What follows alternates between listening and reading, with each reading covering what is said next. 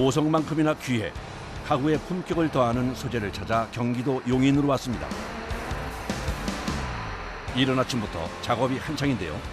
기중기까지 써서 조심스럽게 옮기고 있는 이것, 바로 대리석입니다. 고급스러운 가구나 인테리어 소재의 대명사로 꼽히고 있는데요.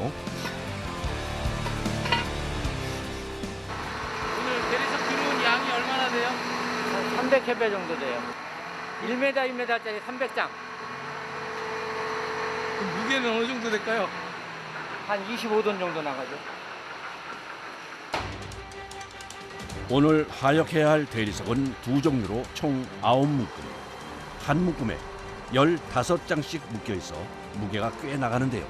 안전한 하역을 위해 기중기까지 동원된 겁니다.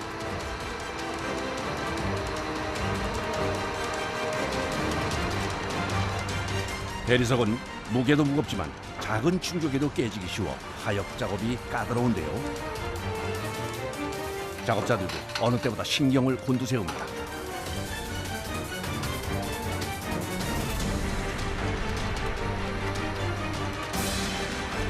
대리석에 무게가 있어서 엄청 조심스러우시겠어요? 그렇죠. 항상 위험하죠. 안전하게 일을 해야 되니까.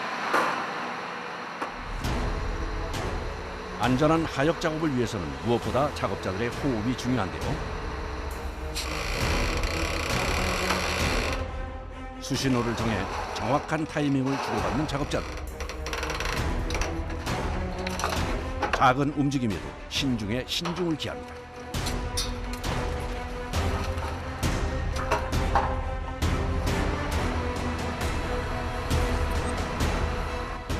안에서 뺄 때 위험이 많죠. 이게 혹시 넘어갈까봐 땡기는 도중에 돌이 잘못하면 넘어갈 수가 있기 때문에. 잘못해서 대리석이 깨지기라도 하면 수백, 수천만 원이 버려질 수도 있는 상황. 속도는 조금 더딜지언정 안전하고 무탈하게 작업을 진행해야 합니다.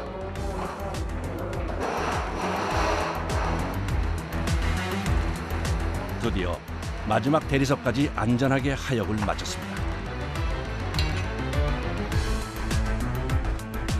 이곳에 있는 대리석은 90여 가지 종류가 있는데요. 원산지에 따라 색과 모양이 다양합니다.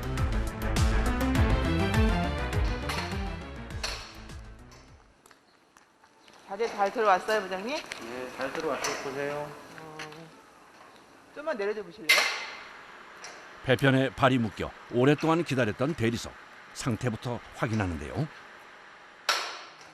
오늘은 어디서 들어온 건가요? 이거 오늘 들어온 거는 중국에서 들어왔어요. 네네. 그 뉴빌리엠이라는 대리석이고요. 원석은 터키 거예요. 색깔 예쁘네, 부장님. 네. 이 대리석은 중후한 느낌이 매력이라고 합니다. 대리석은 전 세계의 50% 이상이 이탈리아를 비롯해 중국과 인도, 스페인에서 생산됩니다. 제일 많이 들어오는 게 이태리에서 제일 많이 들어오고 있어요. 네, 이태리에서 들어온 돌들은 화이트 대리석들이 주로 들어오고요. 이렇게 지금 요 제품도 스타투아리에토라는 돌이고요. 이태리 대리석이고요. 그 이쪽은 화이트 돌인데 그리스에서 들어온 대리석이거든요. 폴라리스라는 대리석이고요. 우리들이 흐르는 느낌이 있어서 많이 선호하는 그런 대리석입니다. 이 제품은 이태리에서 들어온 아라베스카토 발리라는 대리석인데요. 빙하를 연출하는 그런 느낌 아닌가요? 너무 예쁘죠? 아, 듣고 보니 빙하가 둥둥 떠다니는 것 같네요. 대리석 종류 참 많네요. 그런데 우리나라에서도 대리석이 생산되는 거 알고 계셨나요? 강원도 정선과 평창 등 몇몇 지역에서 생산이 되는데요. 특히 평창석은 옥빛과 분홍 그리고 백색의 물결 무늬가 특징이라고 합니다.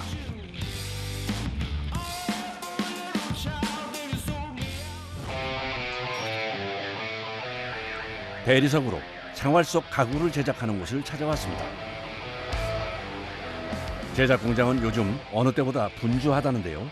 이사철이라 인테리어를 바꾸는 경우도 많고 집에서 지내는 시간이 늘어 가구로 분위기 변화를 주려는 사람들이 많기 때문입니다. 아, 트랙이 많이 탔어요. 저기 안 좋으니까 이 밑에 쪽으로 잘라야 될 것 같은데.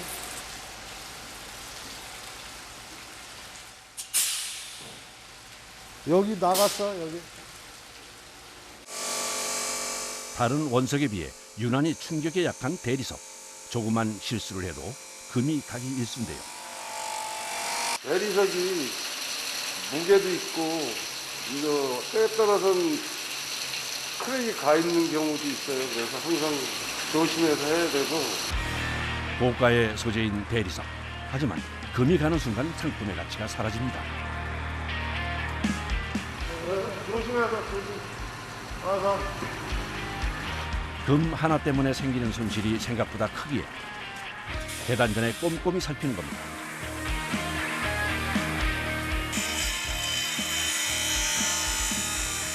재단은 기계의 도움을 받습니다. 하지만 파손이 생길 수도 있어 작업 중에는 한시도 눈을 뗄 수 없다고 하네요.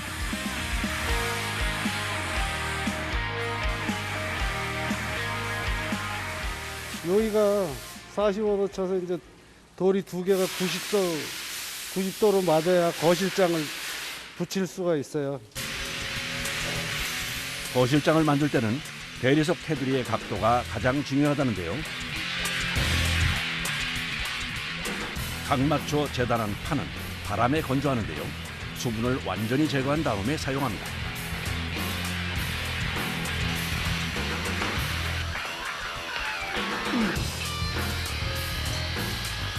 대리석 가구를 만드는 곳에는 어울릴 것 같지 않은 나무 상자.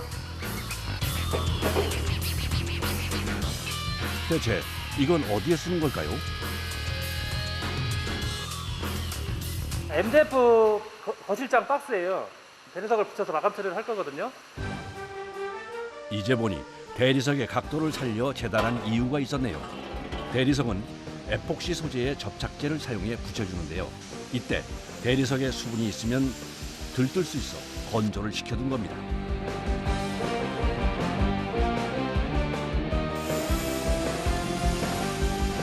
그런데 거실장 만드는데 나무틀을 쓰는 이유가 뭔가요?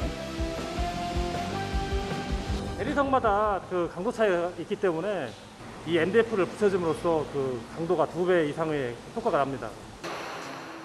거실장의 무게는 줄이고 강도를 높이기 위해 나무틀을 사용하는 거군요. 여러 장의 대리석을 완벽하게 연결하기 위해서는 꼭 거쳐야 하는 과정이 있다는데요. 돌 접착제인데요. 자재 색상에 따라서 페인트 칠하듯이 배합을 해서 접착면에다가 붙여주면 똑같은 색상으로 맞추고 있어요. 거실장의 견고함을 높이기 위한 작업. 날카로운 눈으로 대리석 사이에 홈을 찾아 메워줍니다. 마지막으로 접착제가 완전히 굳은 다음 연마 작업을 거치면 거실장이 완성됩니다.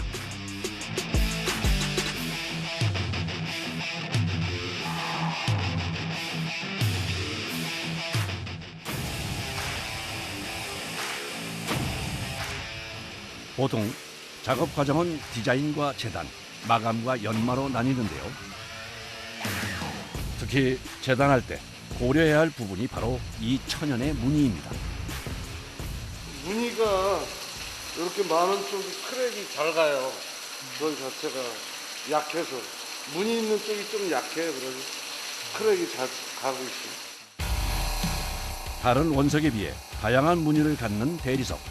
한 장의 대리석에서도 어떤 부분의 무늬를 얼마나 살리느냐에 따라 디자인이 달라집니다. 이것이 대리석 가구의 매력인데요. 크랙이 많으니까 조심해서 조심. 하지만 무늬가 많은 쪽이 금이 잘 가기 때문에 다룰 때 주의를 해야 합니다. 아이고, 깨졌네 이거.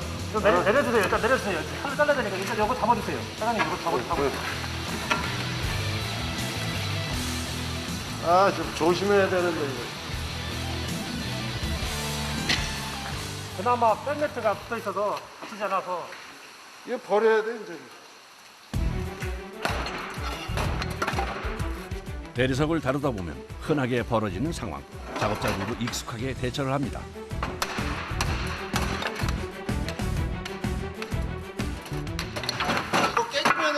버리시는 거예요? 예, 못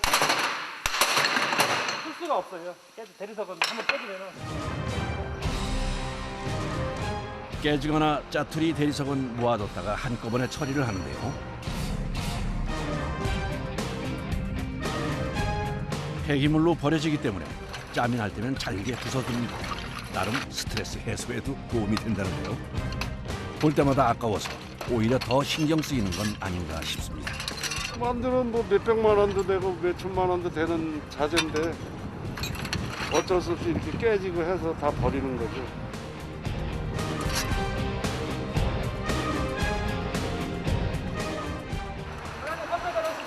그래야 좀 쉬었다 해 그럼. 네. 천천히 해 조심해서. 이 김에 잠시 쉬어갑니다. 아까 뭐 손 안 다쳤어? 네, 괜찮아요. 다치지는 않았어요. 그 먼저 사온 거는 좀 안 좋은 것 같아 자재가. 예. 요번에 새로 사온 걸로다가 예, 다시 해봐. 예, 알겠습니다. 다시 시작된 작업. 늦어진 납품 시간에 맞추려면 서둘러야 하는데요. 마음을 다잡고 작업에 집중합니다. 보통 재단은 기계를 쓰지만 곡선에 들어가는 부분은 작업자가 직접 하는데요. 이때 가장 중요한 부분이 각도라고 합니다. 그라인더가 이게 90도가 각대가 안 맞았을 경우는 끼임 현상이 있기 때문에 그라인더 모다가 튀쳐 나오기 때문에 사고의 원인이 됩니다. 혹시나 하는 위험에 한치도 긴장을 늦출 수 없는 상황. 신중하게 조금씩 재단을 이어가는데요. 긴장 속에서의 작업. 끝날 때쯤에는 온몸은 땀과 물로 뒤범벅입니다. 보통은 하루 정도 건조하는데요. 작업이 많이 늦어진 상황. 특단의 조치에 나섭니다. 바로 불을 사용하는 건데요. 고열의 대리석이 깨지지 않도록 요련한 불 조절 기술이 필요합니다. 자연스럽게 마르는데 물이 마르지 않은 부분이 있어서 말리는 겁니다. 연마 작업의 생명은 직각. 각도가 맞지 않으면 테이블 다리를 달 수가 없는데요. 25년 내공. 어느 곳을 재도 90도가 딱딱 들어맞습니다. 뭐든지 이 직각은 맞아야 되거든요. 못 맞추는 경우 그게 그런 게 아니라고 생각해요. 종이를 서서 하는 고된 작업. 대리석 먼지를 뒤집어 쓰면서도 완성된 가구를 보는 게 좋아 25년을 한결같이 이 자리를 지켰습니다.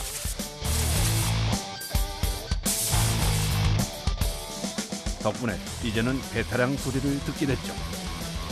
대리석 이 일은 단기간 내에 배울 수 있는 게 아니고 여러 과정과 여러 시간이 필요하기 때문에 금방 배울 수 있는 기술이 아닙니다. 이게. 며칠 뒤 다시 대리석 가구 공장을 찾았습니다. 오늘도 작업이 한창이네요.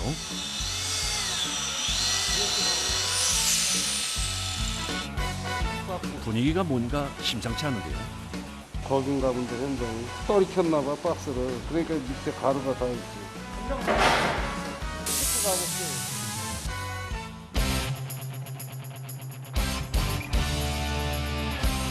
보통 제품을 납품한 다음에는 보수 작업은 하지 않는데요. 거래처의 부탁이라 작업자들이 직접 나섰습니다.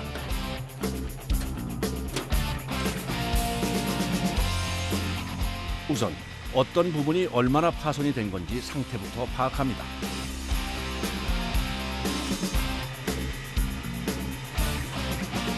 아마 이거 오늘 깨뜨린 거야. 올리다가 떨어져서. 사진이 이거예요? 응. 군데군데 보이는 파손된 흔적. 이거 보수가 가능할까요?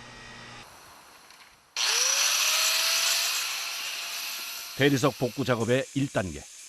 파손된 부분을 말끔하게 갈아내는 작업. 다른 부분에 영향이 가지 않게 섬세하게 갈아냅니다. 그런 다음 보강제로 쓸 접착제를 배합하는데요.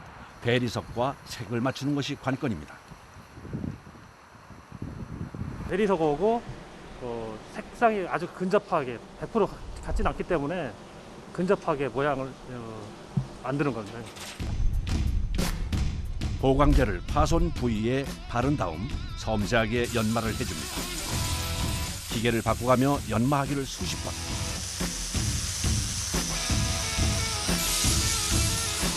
과연 잘 복구가 됐을지 궁금한데요. 얼핏 봐서는 잘 모를 정도로 보수가 잘 됐네요.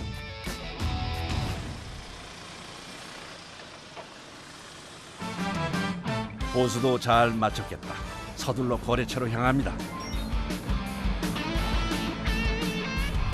이번 대리석 테이블은 모델하우스에 납품했던 제품 중 하나인데요. 성인 4명이 들어도 쉽지 않은 무게, 운반하는 것도 고됩니다.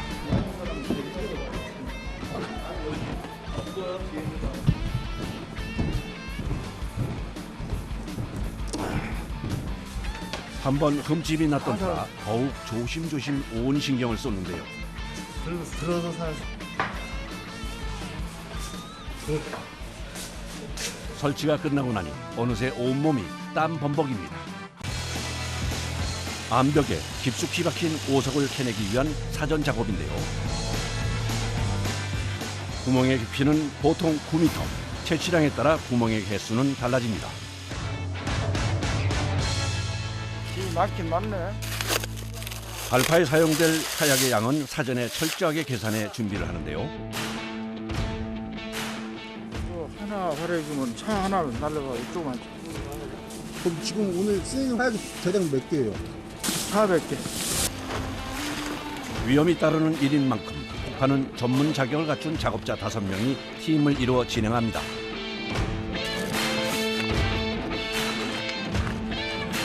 채굴 한 번으로 캐내는 오석의 양은 대략 500톤 규모.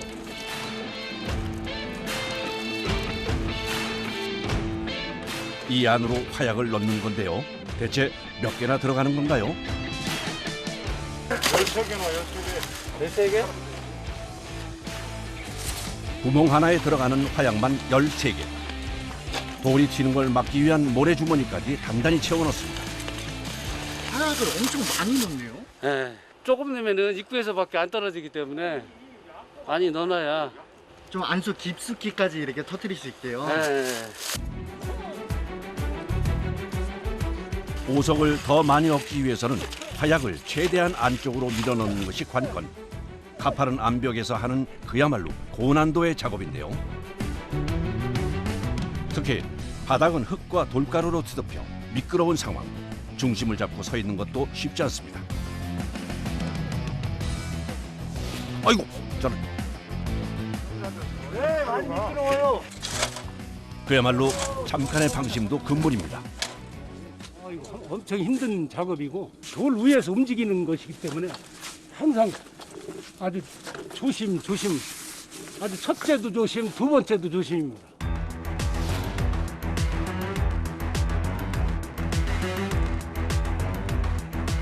폭발을 위한 마지막 과정은 화약에 선을 연결하는 건데요.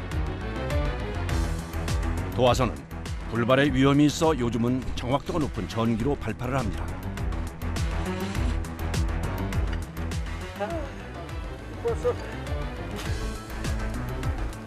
고생하시면 조심하세요, 저요. 전기 충격으로 이걸 폭발을 시키는 거죠. 이제 모든 준비는 끝이 났습니다.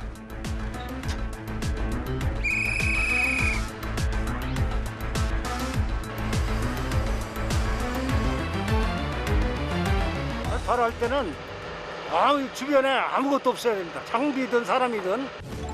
안전을 위해 폭파 지점과 최소 500m 거리를 유지해야 합니다. 알파 30초 전!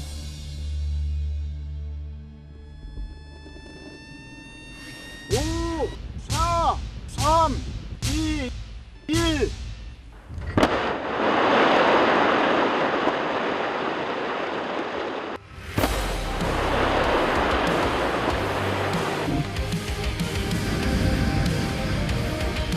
화약 400kg의 위력, 정말 대단한데요.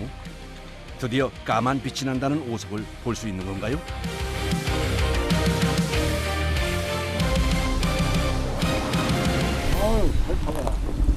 되겠네. 가공을 할 수 있는 아주 멋진 돌이 생성됐네. 아주 흡족합니다. 본격적인 채석과 선별은 안전을 위해 발파 후 20분이 지난 후에야 이루어집니다. 오석은 크게 조경석과 계단석, 가공용 원석으로 구분하는데요. 가공용 원석의 무게는 적게는 4, 5톤에서 수십 톤까지 나갑니다. 이 돌을 굴삭기 하나로 차에 적재시키는 작업자. 기술이 대단하신데요. 그거 잘못 달았다는, 내 앞으로 돌 불렀다는, 그냥 다룰 줄 아는 사람이 돌을 뜨지 아무나 와도 돌 상차 못해. 25년 경력의 노하우가 이렇게 빛을 발하네요. 원석은 본래의 까만 빛을 찾기 위해 가공 공장으로 갑니다.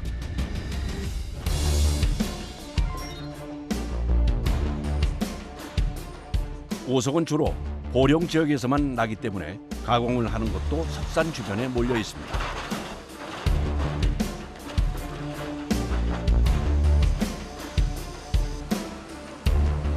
석산에서는 오석의 무게와의 싸움이었다면 가공 과정에서는 강도와 씨름을 해야 합니다. 단단한 오석을 자를 수 있는 건 다이아몬드 톱니로 된 이 절단기뿐인데요.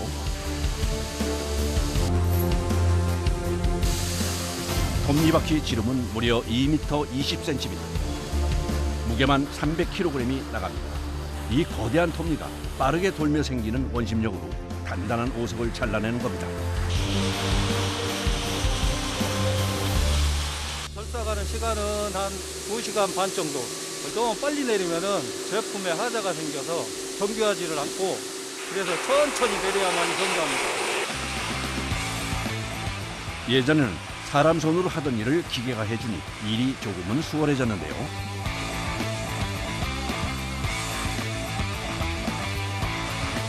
온전히 기계의 힘을 빌리는 과정은 여기까지. 지금부터는 석공들의 손길이 필요합니다.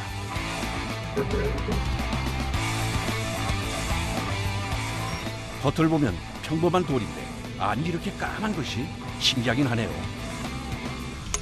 이 원석을 가치 있게 변신시키는 건 오로지 석공들의 몫인데요. 수천 번의 망치, 숨막히는 돌먼지를 뒤집어 쓰는 노력을 아끼지 않습니다.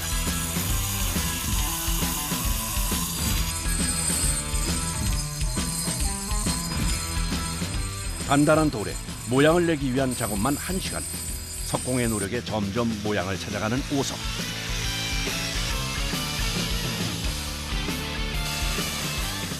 먼지와 한바탕 씨름이 끝이 나면 이번에는 화염과 싸워야 합니다.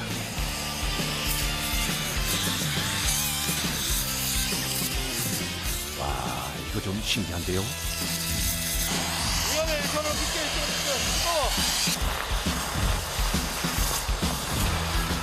화력으로 돌의 표면을 부드럽게 해주는 과정.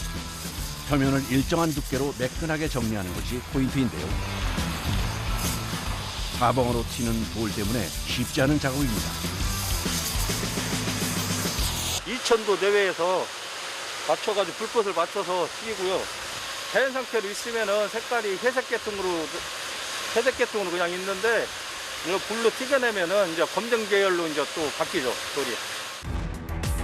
정말 과정을 거칠수록 까만 빛이 잘 드러나네요.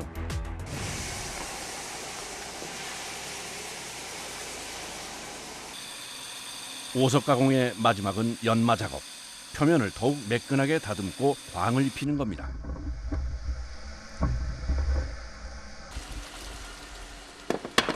광달라면 하나, 둘, 셋, 넷, 다섯, 여섯, 일곱, 8번 세약 광이 나는 거예요. 8번 세약. 연마에 쓰이는 그라인더 날은 총 8개. 1번부터 3번으로 표면을 부드럽게 갈아주고 나머지로 광을 낸다는데요. 작업 시간은 1시간 남짓. 온몸으로 매달려 기계와 실랑이를 해야 합니다. 어렵지요. 이게 연마가 참 어려운 거예요. 그냥 기계 따로만 돌리면 광이 안 나는 거예요. 그래서 힘으로 막면 힘들어야 돼요. 온몸이 땀으로 범벅이 될 때야 작업이 끝이 나는데요. 알았습니다. 탭을 광 잘 맞습니다. 아직.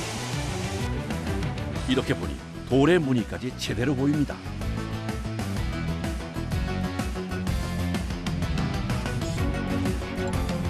생활 속에서 다양하게 쓰이는 오석. 최근에는 독특한 정원용 테이블이나 의자, 수반 등으로도 만들어지고 있습니다. 오석은 충남 보령에서만 나요. 전국 어디에서 나지도 않고 가공을 해놓고 연마를 해놓으면은 1000년이 가도 2000년이 가도 그 색깔의 변함이 없고 깨끗해요.